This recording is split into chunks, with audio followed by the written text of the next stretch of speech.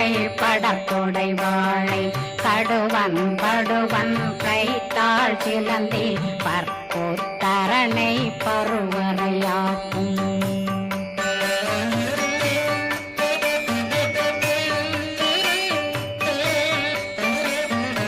எல்லா பிணியும் எந்தனை கண்டால் நில்லாதோட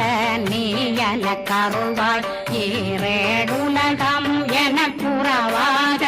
ஆணும் பெண்ணும் அனைவரும் எனக்கா மண்ணாளரசரும் மகிழ்ந்துறவாகவும் உன்னை துதிக்க